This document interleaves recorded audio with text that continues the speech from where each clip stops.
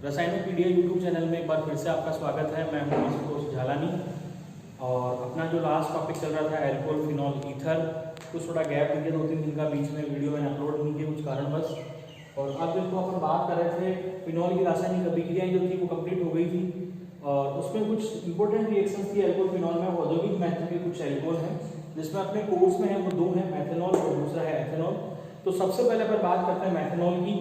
तो methanol formula होता है CH3OH और इसको अपन वुड स्प्रिट या कास्ट स्प्रिट भी कहते हैं क्योंकि यह जो वुड है उसके ड्राई डिस्टिलेशन से प्राप्त होती है।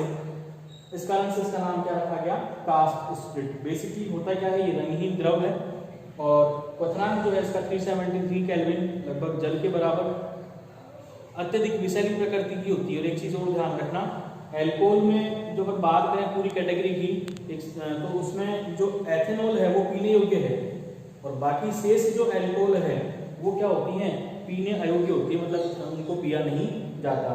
अब मैथेनॉल के लिए अपन बात करें तो उसकी विषैली प्रकृति होती है, लेकिन कुछ क्या करते हैं जो इनके दलाल वगैरह होते हैं एल्कोहल निर्माण शराब निर्माण के, वो ज़्यादा मुनाफे के लिए इसमें मैथेनॉल मिला देते हैं। तो उससे क्या होता है कि ये जब व्यक्ति इसका सेवन करेगा तो ये सीधा अंधापन, मतलब नर्वस सिस्टम को अफेक्ट करते हुए उसमें ब्लाइंडनेस आ जाएगी और ज़्यादा मात्रा में उसने यदि सेवन किया है तो वो इवन मृत्यु भी उसकी इस कारण से हो सकती है। और ये आपने देखा भी होगा, मोस्टली जब चुनाव वगैरह चलते रहते हैं तो ऐसे केसेस आपने पेपर वगैरह में पढ़ते रहते हो कि विषैली शराब पीने से इतने लोग मारे गए या इतने बीमार हो गए, तो वो इसी कारण से होता है बेसिकली। किसके कारण, मैथेनॉल के कारण। अब उपयोग की यदि अपन बात करें तो उसको अपन विलायक के रूप में प्रयोग करते हैं। अब विलायक में भी कौन से, पेंट व वार्निश में इसको विलायक के रूप में यूज किया जाता है और बेसिकली जो इसका उपयोग है वो फॉर्मेल्डिहाइड निर्माण में भी किया जाता है।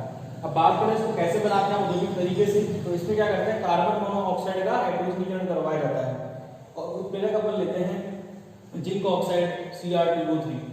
कंडीशन है 200 से 300 एटमॉस्फेयर और 573 टू 673 केल्विन टेम्परेचर है और उस पर इसका निर्माण हो जाता है मैथेनॉल। तो ये तो अपने हो गया मैथेनॉल का औद्योगिक उत्पादन किस प्रकार से है, कैसे इसके गुण होते हैं, क्या इसका उपयोग है और कैसे इसका निर्माण किया जाता है। इसका स्क्रीनशॉट ले लीजिए। नेक्स्ट अपन पढ़ेंगे एथेनॉल।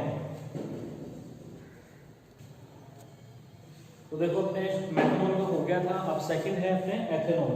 औद्योगिक महत्व का टॉपिक चल रहा था, सेकंड टॉपिक है अपने एथेनॉल का। तो एथेनॉल का देखो क्या होता है, फॉर्मूला C2H5OH एथेनॉल बोलते हैं और इसका यदि अपन जो वुड नाम है उसको ग्रेन एल्कोहल भी कहते हैं, धान एल्कोहल भी कहते हैं। क्यों कहते हैं, क्योंकि इसका जो निर्माण है वो गन्ना, अंगूर या धान जो है उससे होता है। तो किण्वन की प्रक्रिया के द्वारा इसका निर्माण होता है। इन धान, गन्ना, अंगूर व धान की जो है उनसे होगा, जौ वगैरह से, तो इस कारण से इसका नाम क्या रखा गया, धान एल्कोहल। अब निर्माण किससे होता है, किण्वन क्रिया के द्वारा। अंगूर गन्ना में क्या होती है, शर्करा होती है और इसका क्या होता है, यहाँ इन्वर्टेज एंजाइम के द्वारा किण्वन प्रक्रिया होती है। अब ये किण्वन प्रक्रिया जो है वो वायु की अनुपस्थिति में होती है। फिर इससे बनता है टूट करके जब जलावरण होगा तो ग्लूकोज और फ्रक्टोज बनाएगा। ग्लूकोज जाइमेज एंजाइम की उपस्थिति में किसमें कन्वर्ट हो जाएगा, मतलब ग्लूकोज फ्रक्टोज बनाए तो ग्लूकोज का वो बनाए तो ग्लूकोज जो है वो जाइमेज एंजाइम की उपस्थिति में किसका निर्माण कर लेगा, एथेनॉल का निर्माण कर लेगा। तो इस प्रकार से अपन किण्वन प्रक्रिया के द्वारा इसका निर्माण कर लेंगे, एथेनॉल का निर्माण कर लेते हैं, ठीक है ना। अब बात करते हैं अपन कैसा द्रव होता है, तो भौतिक गुणों की बात करें तो ये रंगहीन द्रव है। एथेनॉल भी ऐसा ही था, मैथेनॉल भी ऐसा ही था। क्वथनांक है 351 केल्विन, उससे थोड़ा कम है। उपयोग है विलायक के रूप में और सबसे जो मोटा उपयोग है वो है अनिल कार्बनिक यौगिकों के संश्लेषण में इसका उपयोग किया जाता है। अब इसमें एक विशेष बात है वो है अपने एल्कोहल का विकृतीकरण। एल्कोहल का विकृतीकरण ये है, इसको याद रखना कि जब औद्योगिक एल्कोहल मतलब सामान्य एथेनॉल में कुछ मात्रा कॉपर सल्फेट की और कुछ मात्रा पिरिडीन की मिलाई जाती है तो ये जो एथेनॉल है वो पीने अयोग्य हो जाता है और इस प्रोसेस को अपन कहते हैं एल्कोहल का विकृतीकरण। इसमें कॉपर सल्फेट जो होता है वो रंग के लिए मिलाया जाता है और पिरिडीन जो है वो दुर्गंध के लिए मिलाई जाती है, ठीक है ना। और इस कंप्लीट प्रोसेस को क्या कहते हैं, एल्कोहल का विकृतीकरण। तो ये प्रश्न आ सकता है 1 नंबर का कि एल्कोहल का विकृतीकरण किसे कहते हैं, कि जब सामान्य एथेनॉल में कुछ मात्रा कॉपर सल्फेट व कुछ मात्रा पिरिडीन की मिलाई जाती है तो वो पीने अयोग्य हो जाता है और इस प्रोसेस को अपन एल्कोहल का विकृतीकरण कहते हैं। तो ये अपने हो गया एथेनॉल का भी कंप्लीट, आप इसका भी स्क्रीनशॉट ले लीजिए। फिर नेक्स्ट में अपन पढ़ते हैं ईथर का निर्माण। देखो एथेनॉल और मेथेनॉल हो गया था, औद्योगिक विधि किस प्रकार से बनाया जाता है वो भी अपन ने कंप्लीट कर लिया था। उसके बाद में नेक्स्ट टॉपिक है ईथर। इसमें ईथर का किस प्रकार संरचना होती है, IUPAC नामकरण किस प्रकार से होता है, साधारण नामकरण कैसे अपन कहेंगे, तो वो सब कुछ अपन पढ़ चुके हैं। अब अपन यहाँ से स्टार्ट करेंगे ईथर बनाने की विधियाँ और उसकी केमिकल रिएक्शंस की बात करेंगे। तो सबसे पहले है ईथर बनाने की विधियाँ। तो अपने कोर्स में ईथर दो तरीके से बनाया जा सकता है। पहली विधि है एल्कोहल के निर्जलीकरण से। फर्स्ट मेथड क्या है, एल्कोहल के निर्जलीकरण से, डिहाइड्रेशन ऑफ एल्कोहल, एल्कोहल के निर्जलीकरण से। और जो सेकंड मेथड है वो है विलियमसन ईथर संश्लेषण। सेकंड मेथड जो है वो कौन सा है, विलियमसन ईथर संश्लेषण। ये दो विधियां हैं जिसके द्वारा अपन ईथर का निर्माण कर सकते हैं, ये संश्लेषण। सबसे पहले अपन बात करते हैं एल्कोहल के निर्जलीकरण से। तो यहाँ पर देखो एल्कोहल का जो निर्जलीकरण है और उससे ईथर का जो निर्माण है वो ताप पर डिपेंड करता है। अधिक ताप पर तो एल्कीन का निर्माण होता है और कम ताप पर ईथर बनता है। किस प्रकार से, देखो अपन बात करें ईथर की, टेम्परेचर की लिए अपन बात करें, सबसे पहले एक कंडीशन तो ये है कि अपन अभिक्रिया करवाएं। ईथर का निर्माण दो तरीके से है, देखिए एक तो है अपने यहाँ पे अपन लिख सकते हैं एल्कोहल। एल्कोहल से अपने को ईथर बनाना है। एल्कोहल देखो एक तो रिएक्शन होती है कम ताप पर और सेकंड रिएक्शन है उच्च ताप पर।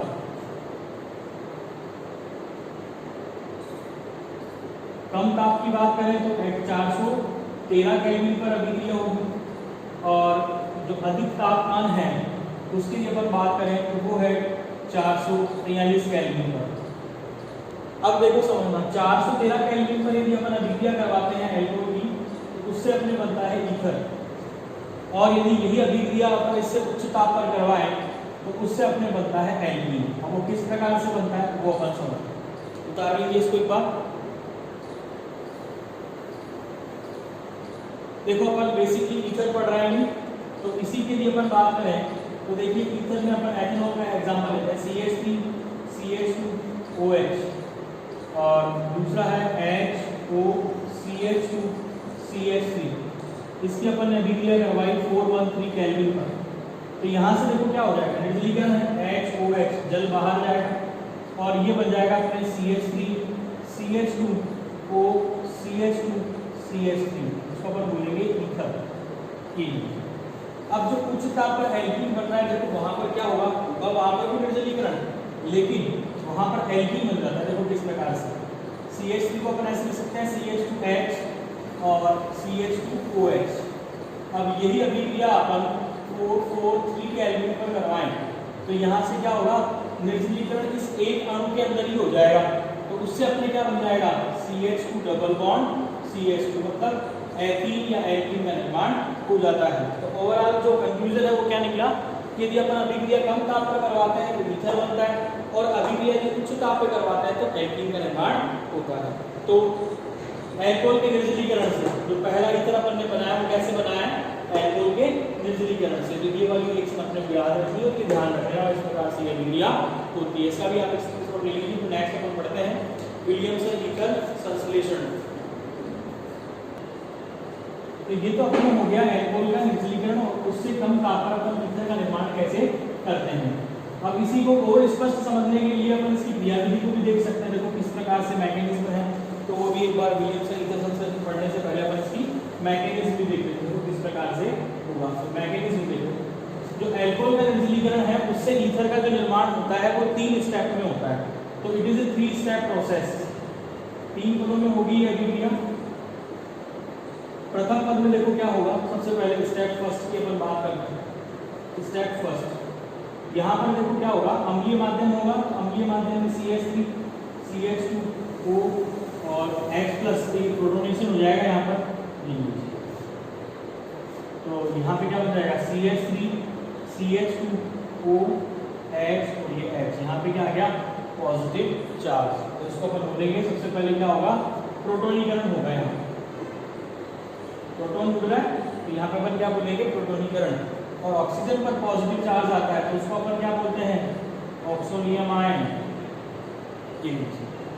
अब देखो सेकंड स्टेप में क्या होगा, न्यूक्लियोफाइल अटैक करेगा, मतलब दूसरा जो एल्कोहल का अणु है वो एज ए न्यूक्लियोफाइल के रूप में इस वाले अणु पर अटैक करेगा। तो इस प्रकार से होगा CH3 CH2OH।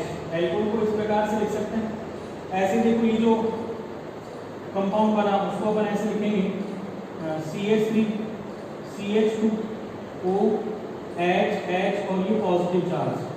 अपन ने पढ़ा था ऑक्सीजन पर पॉजिटिव चार्ज क्या होता है, अनस्टेबल होगा और ये न्यूक्लियोफाइल ग्रुप यहाँ अटैक करेगा तो ये अपना इलेक्ट्रॉन लेकर बाहर चला जाएगा। तो यहाँ पे देखो क्या बन गया, CH3 CH2O CH2 CH3 और यहाँ पर हाइड्रोजन पहले से जुड़ा हुआ था उसका और इसने लोन पेयर दिया तो यहाँ पे क्या रहेगा, पॉजिटिव चार्ज प्लस H2। अब देखो नेक्स्ट जो थर्ड स्टेप है उसमें क्या होगा, स्टेप थर्ड, इसमें ये जो पॉजिटिव वाला चार्ज कंपाउंड बना यहाँ पर क्या होगा, प्रोटॉन का विलोपन होगा, एक्सट्रैक्शन ऑफ प्रोटॉन या प्रोटॉन का विलोपन। इस प्रकार से होगा, देखो CH3 CH2OH CH2 CH3 positive charge यहाँ से अनस्टेबल होता है ऑक्सीजन पर भी इलेक्ट्रॉन ले लेगा और ये बन जाएगा CH3 CH2O CH2 और ये CH3 इस प्रकार से, ठीक है ना। और ये इसको कैरियर जो है हाइड्रोजन पेयर इसको ले जाएगा तो इस प्रकार से ईथर का निर्माण हो जाएगा। तो ये है ईथर का निर्माण एल्कोहल के निर्जलीकरण के द्वारा, जो कि 3 पदों में संपन्न होती है। ये अभिक्रिया, इसका स्क्रीनशॉट ले लीजिए। देखो सेकंड मेथड है अपने विलियमसन ईथर संश्लेषण। तो इस अभिक्रिया में देखो क्या होता है, अपन एल्किल हैलाइड लेते हैं, इस एल्किल हैलाइड की अपन अभिक्रिया करवाएंगे सोडियम एल्कोक्साइड से। सोडियम एल्कोक्साइड मतलब NaOR, इसको अपन बोलते हैं सोडियम एल्कोक्साइड। और सोडियम एल्कोक्साइड SN2 मैकेनिज्म के द्वारा यहाँ पर किसका निर्माण कर देगा, ईथर का निर्माण कर देगा। तो इस अभिक्रिया में देखो थ्योरेटिकल स्टेटमेंट क्या हो गया कि इस अभिक्रिया में एल्किल हैलाइड की अभिक्रिया सोडियम एल्कोक्साइड से करवाते हैं तो SN2 क्रिया के फलस्वरूप ईथर का निर्माण करता है। और इस अभिक्रिया को अपन क्या कहेंगे, विलियमसन ईथर संश्लेषण। इसको भी बार बता लीजिए।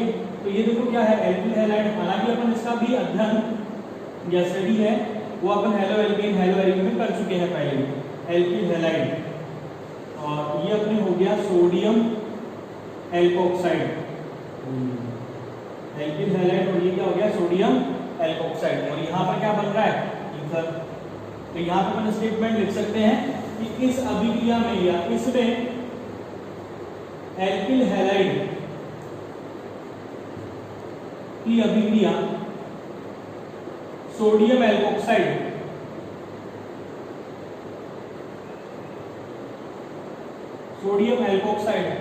से कराते हैं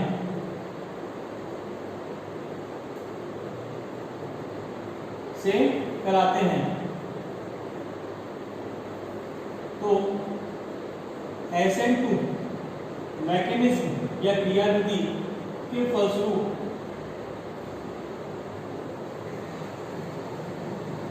ईथर का निर्माण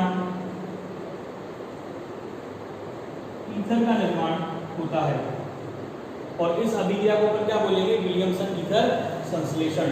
तो इसके ऊपर उदाहरण लीजिए, फिर इसका एक जनरल एग्जांपल है वो भी अपन पढ़ लेते हैं। जैसे मान लीजिए अपन ने यहाँ पर लिया C2H5X एल्किल हैलाइड ले लिया, इसमें एल्किल हैलाइड ले लिया अपन ने ये। अब इसकी अपन अभिक्रिया करवाते हैं NaOC2H5 सोडियम एथोक्साइड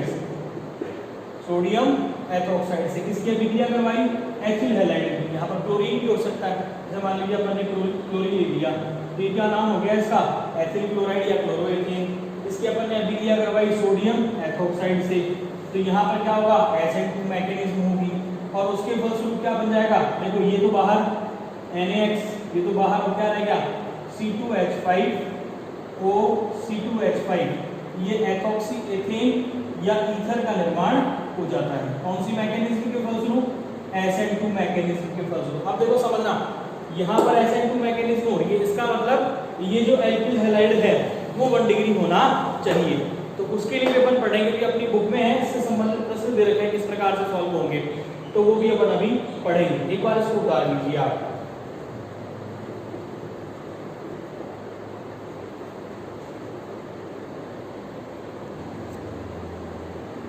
देखो उतार लिया होगा आपने। अब अपन पढ़ते हैं, देखो प्रश्न इस पे किस प्रकार से सॉल्व करेंगे, जो कि बोर्ड एग्जाम में भी पूछे जा चुके हैं। जैसे मान लीजिए एल्किल हैलाइड अपन को 1 डिग्री दे दिया तो क्या बनेगा, 2 डिग्री दे दिया तो क्या बनेगा, 3 डिग्री दे दिया तो क्या प्रभाव पड़ेगा। एल्किल हैलाइड है इसको अपन Rx से रिप्रेजेंट करेंगे। इसी प्रकार सोडियम एल्कोक्साइड है तो उसका फॉर्मूला हो जाएगा NaOR। अब यहाँ पर यदि देखो समझना, यहाँ पर R की जगह पर ये जो R ग्रुप है, यदि ये 1 डिग्री है तब तो इसका निर्माण होगा ईथर का, क्योंकि SN2 मैकेनिज्म प्रोसीड होगी यहाँ पर। और यदि ये 2 डिग्री या 3 डिग्री होगा, एल्किल ग्रुप 2 डिग्री या 3 डिग्री, तो यहाँ पर क्या होगी, एलिमिनेशन अभिक्रिया होगी या विलोपन अभिक्रिया होगी, और उसके फलस्वरूप किसका निर्माण हो जाएगा, एल्कीन का निर्माण हो जाएगा। मतलब यहाँ पर किसका निर्माण क्या होना चाहिए, तो होना चाहिए। तो जब ये 1 डिग्री होगा तब तो क्या होगी, SN2 अभिक्रिया होगी, ईथर बनेगा। मतलब नाभिक स्नेह प्रतिस्थापन अभिक्रिया होगी, ईथर का निर्माण होगा।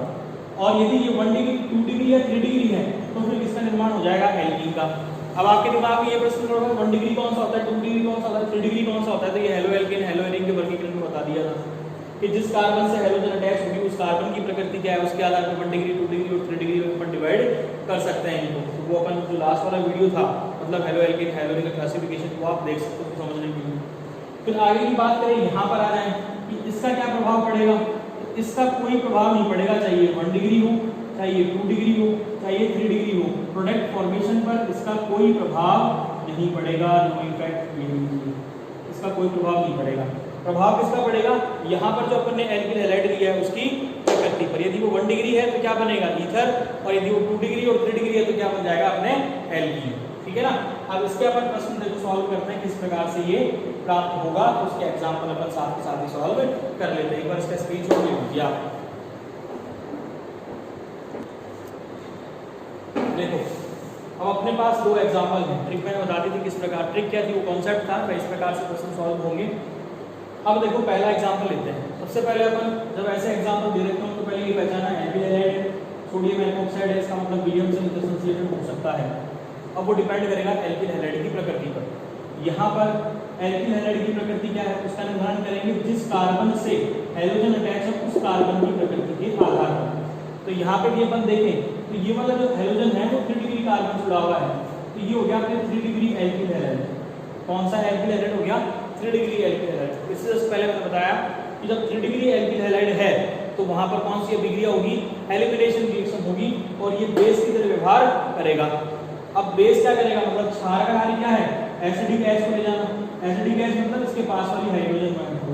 तो देखो यहाँ पर क्या होगा, CH2H, ये लिखा जाएगा H, तो यहाँ से क्या बन जाएगा माइनस CH3OH, और ये सोडियम हेलोजन के साथ NaX क्या रह गया, ये बंद टूटेगा, यहाँ जाएगा और ये बाहर, तो यहाँ पे क्या बन जाएगा, देखो CH3C CH3 CH2 double bond, ये एल्कीन का निर्माण। ठीक है ना। तो यहाँ पर ईथर का निर्माण नहीं होगा। अब सेकंड एग्जांपल की बात करते हैं। तो यहाँ पर देखो अपने को केवल ये देखना एल्किल हैलाइड की प्रकृति क्या है। तो इन दोनों में से एल्किल हैलाइड कौन सा है, ये वाला जिससे हेलोजन डायरेक्टली अटैच है। ठीक है ना, वही एल्किल हैलाइड होगा। तो यहाँ पर इसकी प्रकृति है 1 डिग्री। अब जब 1 डिग्री है तो किसका निर्माण होगा, ईथर का। तो वहां पर कोई दिमाग नहीं लगाना, अपने को सिर्फ क्या करना है, सोडियम और हेलोजन को बाहर कर दो और शेष जो है उसको जोड़ दो। तो किस प्रकार से देखो ये बन जाएगा CH3C CH3 CH3O और O से क्या हो जाएगा CH3, ईथर का निर्माण।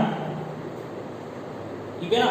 तो इस बात से देखो दोनों एग्जांपल से क्या प्रूव हो रहा है कि 3 डिग्री है 2 डिग्री है तो एल्कीन बनेगा, और 1 डिग्री है तो ईथर का निर्माण होगा। अब चाहे ये कैसी भी प्रकृति हो, इससे कोई मतलब नहीं है। अपने 12th के स्टैंडर्ड तक तो यही है, इससे कोई मतलब नहीं है। ठीक है ना। आगे यहाँ तक का समझना। अब एक और तीसरा उदाहरण लीजिए, इसको तो एक बार स्क्रीनशॉट ले लीजिए। तीसरा उदाहरण लिखते हैं। देखो अब तीसरा उदाहरण है जिसमें अपन ने लिया है फिनॉल, और फिनॉल की NaOH के साथ अभिक्रिया करवाते हैं। तो देखो ये तो है अम्ल और ये है क्षार। सबसे पहले कौन सी अभिक्रिया होगी, अम्ल क्षार अभिक्रिया। और अम्ल और क्षार जब अभिक्रिया करते हैं तो क्या बनता है, लवण बनता है। और यहाँ पर देखो क्या लवण बनेगा, अम्ल क्या करेगा H+ देगा, क्षार क्या करेगा OH- देगा, क्या बाहर निकल जाएगा H2O, शेष जो रहेगा उसको जोड़ दो और वही क्या होगा अपने लवण। वेल नोन एग्जांपल है सोडियम फिनॉक्साइड। आ गया होगा समझ में। पढ़ा था अपन ने रिएक्शन। अब देखो ये O माइनस और ये Na प्लस, यहाँ पर ये क्या करेगा, क्षार की तरह कार्य, ये क्या करेगा, अटैक करेगा, यहाँ से X बाहर NaX, तो यहाँ पे अपन क्या लिखेंगे इस प्रकार से O और उसी का गया R और साथ में क्या बन गया NaX। यहाँ पर कौन सी अभिक्रिया हो रही है, विलियमसन ईथर संश्लेषण प्रकार की अभिक्रिया हो रही है। देखो एल्किल हैलाइड है 1 डिग्री, सोडियम फिनॉक्साइड एल्कोक्साइड जो भी है बेस वाला कंपाउंड है, तो यहाँ पर ईथर का निर्माण हो रहा है और यहाँ पर एसिड बेस रिएक्शन होगी, यहाँ पर न्यूक्लियोफिलिक सब्स्टिट्यूशन रिएक्शन होगी, इसके फलस्वरूप एल्किल एरिल ईथर का निर्माण होगा। ठीक है ना, यहाँ तक आ गया होगा समझ में। तो ये अपने हो गई ईथर बनाने की विधियां। अब नेक्स्ट जो है अपन पढ़ेंगे इसके भौतिक गुण, इसको विचार कीजिए।